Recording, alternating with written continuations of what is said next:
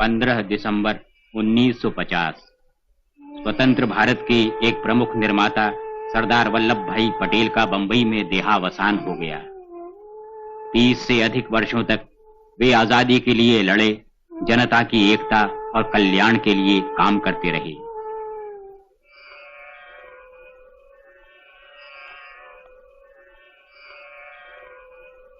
कुछ जन्मजात नेता हुए हैं, कुछ संयोग से और कुछ धन और भाग्य के जोर पर, मगर वल्लभ भाई पटेल अपने गुणों से नेता बने।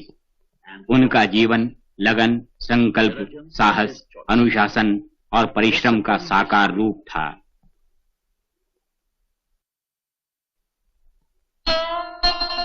अपने एक जन्म दिवस पर वल्लभ भाई पटेल ने कहा, आपके स्नेह ने मेरे दिल को छू लिया है। मैंने शायद कुछ कड़वी बातें कही होंगी, मगर उन्हें दवा की कड़वी खुराक समझिए।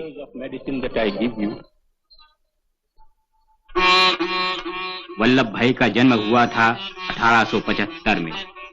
उन्होंने करमसद की प्राथमिक पाठशाला में पढ़ाई शुरू की।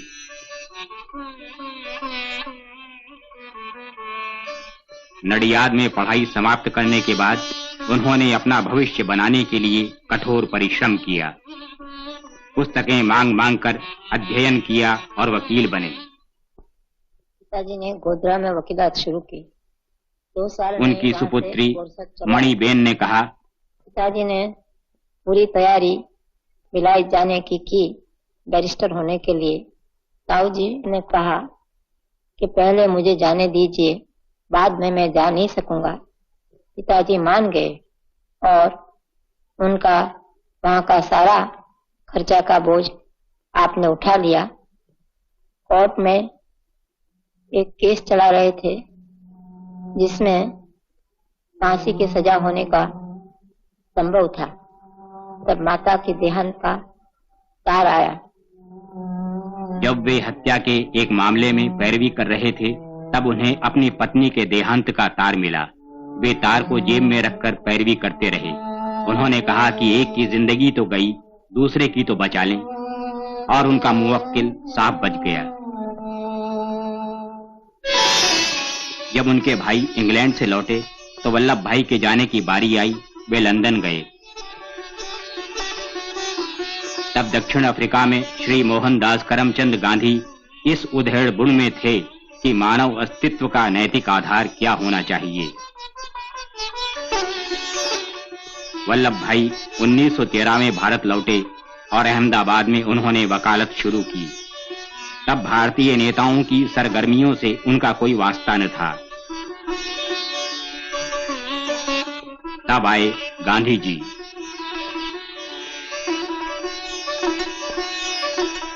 उन्नीस 1915 में गांधी जी ने गुजरात क्लब में भाषण दिया। बैरिस्टर वल्लभ भाई पटेल उस समय क्लब में ताश खेल रहे थे। उन्होंने गांधी जी की आदर्शवादी बातों की तरफ ध्यान नहीं दिया और खेल जारी रखा। लेकिन तब एक विचित्र घटना घटी। 1918 में भयानक बाढ़ आई और गुजरात के खेड़ा जिले की 75% फसल चौपट हो गई। लेकिन सरकार सख्ती से लगान वसूल करने पर तुल गई। गांधी जी ने सत्याग्रह छेड़ने का फैसला किया। तब वल्लभ भाई को एहसास हुआ कि गांधी जी वास्तव में कर्मठ पुरुष हैं। वे सत्याग्रह आंदोलन में जूझ पड़े और उन्होंने वकालत छोड़ दी। गांधी जी ने कहा था, अगर वल्लभ भाई साथ न देते तो सत्याग्रह सफल न होता। 1919 में ब्रिटेन ने बदनाम रॉलेट एक्ट जारी किया। इसके अंतर्गत किसी को भी गिरफ्तार करके मुकदमा चलाया जा सकता था। गांधी जी ने इस काले कानून का विरोध करने की आवाज उठाई।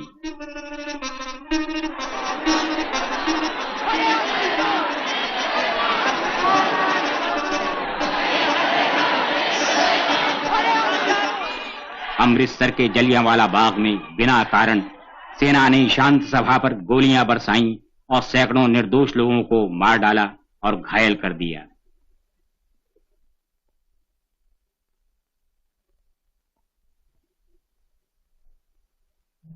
अब आजादी के आंदोलन ने जोर पकड़ा।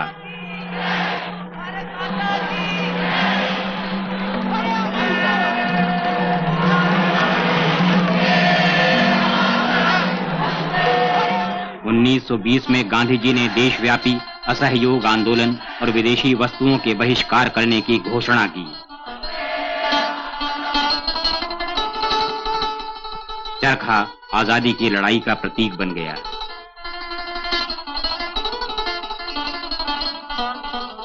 वल्लभ भाई भी कांग्रेसियों के समान खादी पहनने लगे। नागपुर में अंग्रेजी हुकूमत ने राष्ट्रीय झंडा लेकर चलने पर पाबंदी लगा दी। वल्लभ भाई और विट्ठल भाई नागपुर गए।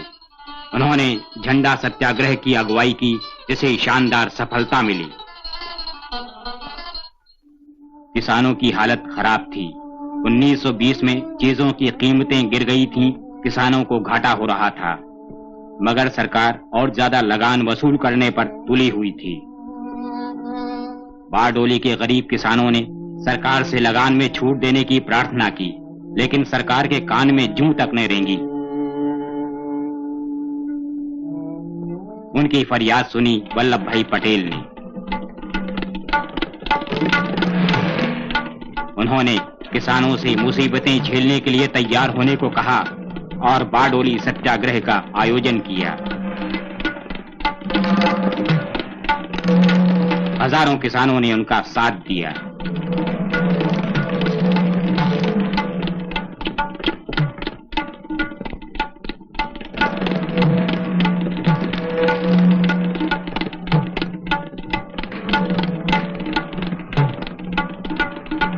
बहुत से लोग जेल गए। जमीन, मवेशी, बर्तन भांडे सब जब्त किए जाने के बावजूद लोगों ने सत्याग्रह जारी रखा।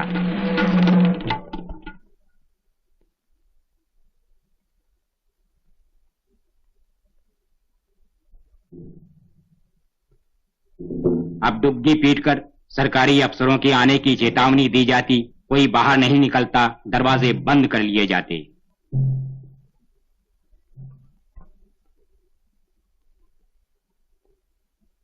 सारा देश दम साधे हुए 9 महीने तक इस संघर्ष को देखता रहा। श्री के.एम. मुंशी ने कहा, Great experience for me. सरदार ने बड़ी हिम्मत से बारडोली के 80,000 किसानों को अपने साथ लेकर सत्याग्रह चलाया। मेरे लिए यह एक महान घटना थी।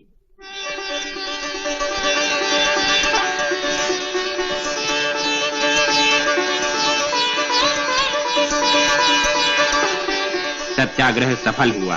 सरकार पुरानी दर पर लगान वसूली के लिए तैयार हो गई। उसने जांच का आदेश दिया। बारडोली सत्याग्रह के बाद वे सरदार कहलाने लगे।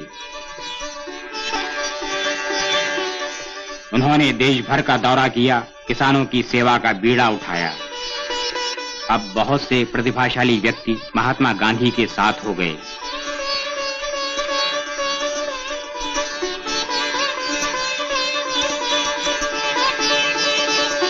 – 1928 में साइमन कमीशन भारत आया संवैधानिक परिवर्तन की सिफारिश करने, मगर इस कमीशन में एक भी हिंदुस्तानी मेंबर न था। कांग्रेस ने कमीशन का बहिष्कार करने का फैसला किया।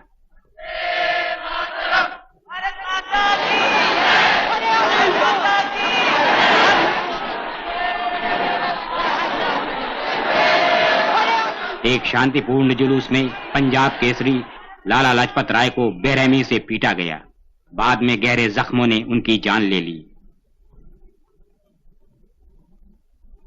सारे देश में दुख और क्रोध की लहर दौड़ गई। आजादी की इच्छा और बलवती हो उठी।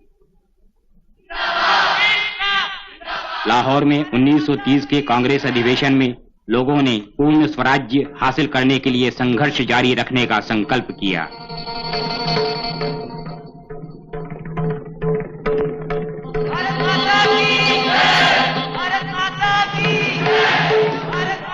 पूर्ण स्वराज्य की मांग को अंग्रेजी हुकूमत ने ठुकरा दिया। गांधी जी ने विद्रोह करने की ठानी, नमक कानून तोड़ने का फैसला किया। सरदार पटेल को दांडी मार्च के रास्ते भर के लोगों में उत्साह जगाने का काम सौंपा गया। उन्हें रास में गिरफ्तार करके साबरमती जेल में ठूंस दिया गया। इसलिए वे गांधी जी की दांडी यात्रा में शरीक न हो सके।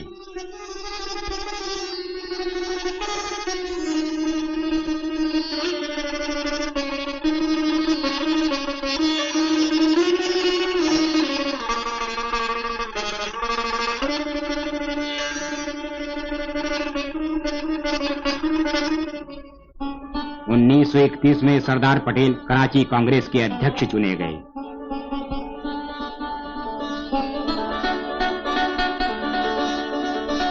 उसी वर्ष गांधी जी गोलमेज सम्मेलन में शरीक होने लंदन गए। सम्मेलन सफल नहीं हुआ। इधर स्वदेश में किसानों पर ज्यादा अत्याचार होने लगा।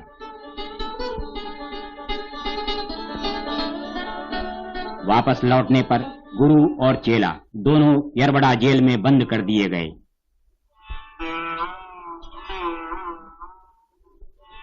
जब जेल में उन्हें पता चला कि सरकार बारडोली आश्रम को बेच रही है, तो वल्लभ भाई ने हंसी हंसी में कहा, ठीक ही तो है, हमने भी तो उनकी जेलों पर कब्जा कर लिया है।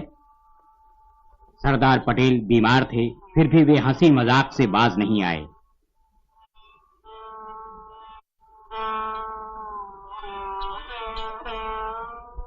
नजरबंदी के दौरान उनकी माता और बड़े भाई विट्ठल भाई पटेल का देहांत हो गया। 1936 में कांग्रेस ने प्रांतीय विधानमंडल के चुनाव लड़ने का फैसला किया। सरदार पटेल उम्मीदवार चुनने वाली उप समिति के अध्यक्ष बने। 10 प्रांतों में कांग्रेस की सरकार बनी। ये कांग्रेस की लोकप्रियता का प्रमाण था। जब ब्रिटेन और जर्मनी के बीच युद्ध छिड़ा तो वायसराय ने ऑर्डिनेंस जारी कर भारत को भी युद्ध में घसीट लिया। हमारे नेताओं से सलाह तक नहीं ली। कांग्रेस इस लड़ाई में अंग्रेजों की मदद करने को तैयार थी, बशर्ते लड़ाई समाप्त होते ही भारत को आजाद कर दिया जाए। मगर सेक्रेटरी ऑफ स्टेट का कहना था कि भारत पहले डोमिनियन स्टेटस के लायक तो बने। कांग्रेसी सरकार ने त्यागपत्र दे दिया और लोगों से कहा कि वे अंग्रेजों की लड़ाई में मदद न करें। 1942 में जब जापानी भारत की सीमा पर पहुंच गए, तब रूजवेल्ट ने चर्चिल को भारतीय समस्या का हल ढूंढने के लिए मजबूर किया। सर स्टेफर्ड क्रिप्स अंतरिम सरकार बनाने का प्रस्ताव लेकर आए और भविष्य में आजादी दिलाने का भरोसा दिलाया। कांग्रेस अंग्रेजों की चाल समझ गई। उसने प्रस्ताव को ठुकरा दिया।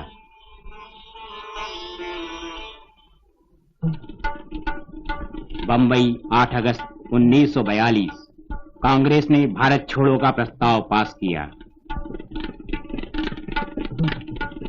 सरदार पटेल ने कहा, अब भारत किसी भी कीमत पर गुलामी बर्दाश्त नहीं करेगा। गांधी जी ने भारतीय दृष्टिकोण को सामने रखा। हमारी लड़ाई अंग्रेज लोगों से नहीं है, ये तो सरकारी नीतियों से है। उस रात देश के बड़े बड़े नेता गिरफ्तार कर लिए गए। सरदार पटेल को अहमदनगर किले में बंद कर दिया गया।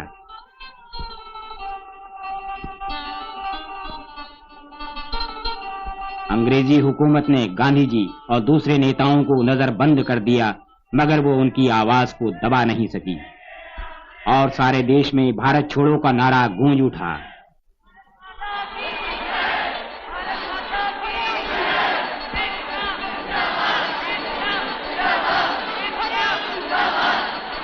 जनता के आंदोलन को दबाने की कोशिश की गई।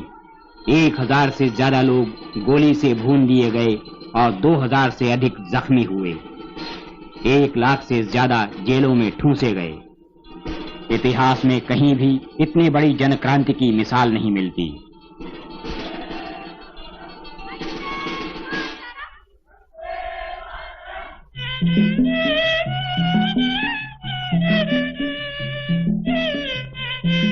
यूरोप में लड़ाई समाप्त हुई।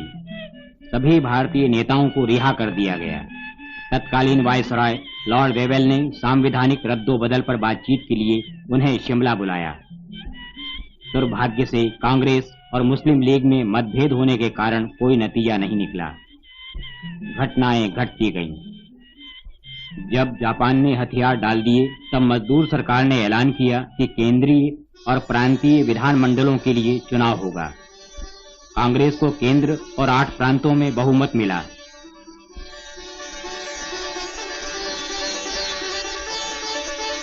कैबिनेट मिशन आया। Lord Pethick Lawrence, sir Stafford Cripps और मिस्टर एवी अलेक्जेंडर सत्ता सौंपने के बारे में समझौता कराने आए। इस काम में सब राजनीतिक दलों का एकमत होना निहायत जरूरी था।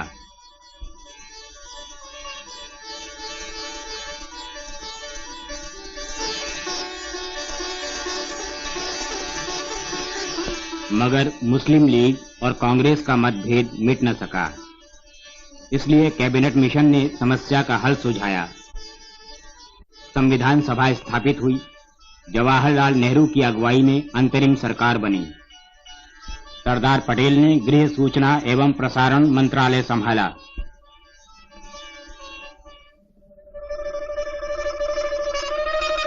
आखिर मुस्लिम लीग भी सरकार में शामिल हुई। लियाकत अली वित्त मंत्री बने, मगर मुस्लिम लीग पाकिस्तान बनाने पर अड़ी हुई थी। देश भर में दंगे हुए। देश का बंटवारा करना जरूरी हो गया। लॉर्ड माउंटबेटन नए वायसराय बने। सभी पार्टियों ने निश्चय किया कि 15 अगस्त 1947 को दोनों आजाद डोमिनियनों को सत्ता सौंप दी जाए।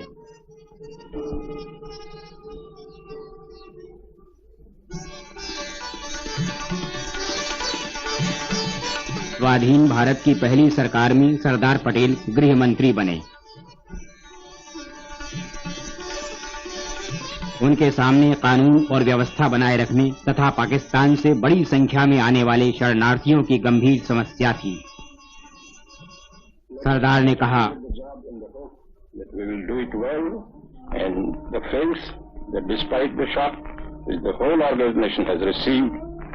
हम इस समस्या का सामना करेंगे और कामयाब होंगे। Rescue projects of history. इसके बाद सरदार 500 देशी रजवाड़ों को भारतीय संघ में मिलाने के काम में जुट गए। लेकिन ये छोटे छोटे जो वाड़े हैं उससे बहुत नुकसान होता है, और जिस चीज से मुल्क को फायदा नहीं होता है इस चीज से आकर हमको खुद को भी नुकसान होता है। वो चीज हमें समझ के हमें जो हिंदुस्तान आज सदियों के बाद एक हुआ है और एक मौका मिला है और एक अवसर हमारे पास आया है, वो घुमाना नहीं चाहिए। देशी रजवाड़ों का भारतीय संघ में विलीनीकरण शायद सरदार पटेल की सबसे बड़ी कामयाबी थी।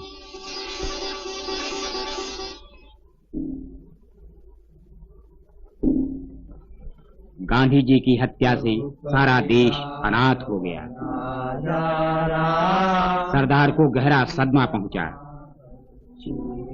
पर उन्होंने कहा कि आंसू बहाने से कोई फायदा नहीं। हमें गांधी जी के आदर्शों को साकार बनाना है।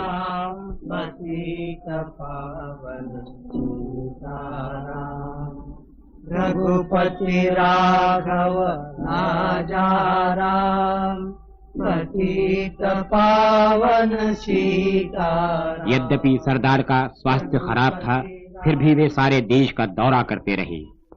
अपने आचरण से लोगों में लगन और अनुशासन की ज्योति जगाते रहे।